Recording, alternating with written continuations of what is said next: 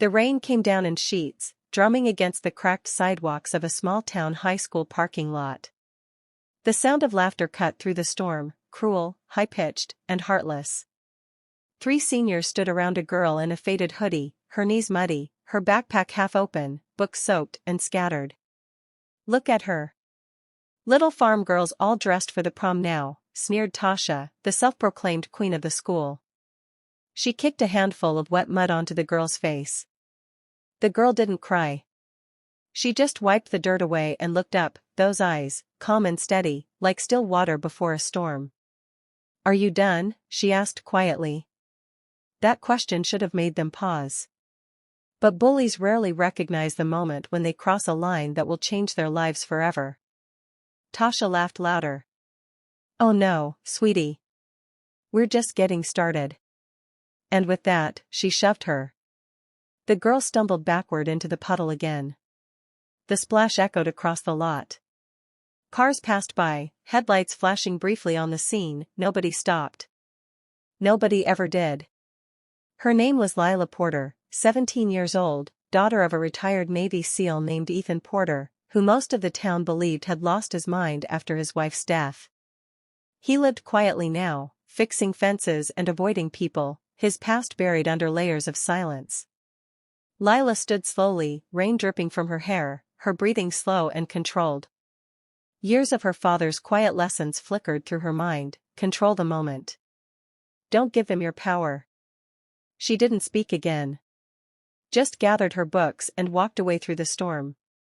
But that walk, head down, mud streaking her face, was the last time she'd ever walk away from them. Later that evening, Ethan was in the barn, oiling an old rifle he hadn't used in years. He heard the door creak open behind him. Lila's footsteps were soft, but he knew them anywhere. She stood there, silent, trembling slightly from the cold. Mud still stained her jeans. "What happened?" His voice was deep, calm, but carried that edge, a tone that once made men freeze mid-battle. "Nothing," she muttered, eyes down. Ethan set the rifle aside. "Don't lie to me, kid." Lila hesitated, then broke. "They pushed me again, Dad. Into the mud this time." He didn't react right away. Just looked at her, really looked. The faint bruises on her wrist, the scratch near her cheek. His jaw tightened. "Did you hit back?" Her eyes widened. "No. You always said violence doesn't solve anything." He gave a short, humorless laugh. "I said violence shouldn't be your first answer. But it's sometimes the only language some people understand." Lila swallowed. "I don't want to be like that." Ethan stood, walked toward her, and gently lifted her chin. "Being strong doesn't mean being cruel. It means you decide how far people get to hurt you. You draw the line." She nodded, unsure if she understood. But something in her father's steady gaze lit a spark inside her. That night, while Ethan pretended to read, he was thinking about how the world had changed, about what it meant to be a father who'd fought wars only to find his daughter fighting her own. He'd promised himself never to let violence touch his home again. But this wasn't about vengeance. It was about teaching her strength. The next morning, he woke her before dawn. "Get dressed. We're going out." "Where?" she mumbled, half asleep. "Training." The woods behind their house stretched for miles, Ethan's old training ground, where he'd once rebuilt himself after war. The air was cold, the ground damp with dew. He handed her a pair of gloves. "We start with endurance." For the next few weeks, he taught her everything he knew, not about fighting wars, but surviving them. Running through mud, controlling breath under pressure, finding calm in chaos. She learned balance, discipline, and self-respect. And through it all, Ethan never told her to fight anyone, only to master herself. Still, he could see it in her eyes. The anger. The hurt. The memory of being thrown down while others laughed. One night, after a particularly grueling session, she broke down. "What's the point of all this, Dad? They're still gonna hate me." He looked up at the stars before answering. You're not doing this for them. You're doing this so they can't touch you again. Strength isn't for revenge, it's for peace. The bullying didn't stop right away. When Lila returned to school, Tasha and her friends tried again. They waited for the same reaction, the trembling, the avoidance. But something was different this time. Lila didn't flinch. When Tasha shoved her locker door closed, Lila met her gaze with unnerving calm. "You done?" she asked again, same tone, same steady look. Tasha blinked. The same words as before, but they didn't sound weak now. They sounded dangerous. When one of the boys, Ryan, reached for her backpack, Lila stepped aside smoothly and let his own momentum send him stumbling into the lockers. The crowd laughed. It was small, but it shifted the power. After that day, the bullies started losing their fun. Every insult bounced off like it didn't matter. Every shove met quiet confidence. But cruelty has a way of escalating when ignored. One Friday afternoon, after practice, Tasha and her friends decided to teach her a real lesson. They followed Lila behind the gym, where the rain had turned the ground to thick, sucking mud. Tasha smirked. "Let's see how tough you are now, farm girl." They pushed her again, but this time, she didn't fall. Lila stepped back, hands raised, not in fear, but precision. The boy beside Tasha reached out to grab her arm. In one swift, fluid motion, Lila twisted, used his weight, and he ended up flat on his back in the mud.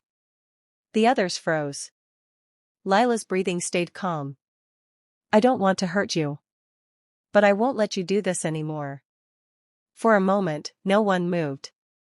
Then Tasha, furious and humiliated, charged at her. Ethan's training took over. Lila sidestepped, hooked Tasha's arm, and guided her straight into the same puddle she'd once been thrown into. The crowd that had gathered burst into laughter, not cruel laughter this time, but shocked, delighted disbelief. Lila didn't stay to gloat. She picked up her bag and walked away, rain dripping from her hood just like that first night, but this time, her head was high. That evening, the door opened, and Ethan turned from the porch. Lila stood there, soaked again, but smiling for the first time in months. "How'd it go?" he asked. She shrugged. "Let's just say they learned not to push people into the mud anymore." He chuckled. "Good. You didn't hurt anyone?" "Only their pride." He smiled, a real one this time. "That's the best kind of victory." They stood together, listening to the rain. Then she added softly, "You know, Dad, I think Mom would have been proud." Ethan's eyes glistened, and for the first time in years, he didn't hide it. "Yeah, kid. I think she would have." But the story didn't end there. Word spread fast. Videos from that day circulated on social media. At first, Lila was embarrassed. Then she started getting messages, some from classmates thanking her, others from strangers saying her courage gave them strength. A week later, the principal called her in. Instead of punishment, she got an apology for the school's failure to protect her. Ethan watched quietly as his daughter's confidence grew. She joined the self-defense club, then started teaching younger students the basics. Not how to fight, but how to stand tall. Tasha avoided her for weeks before finally approaching her one day after class. I'm sorry," she said, voice cracking. "I didn't know how to stop once I started. I just wanted to feel powerful." Lila studied her for a long time.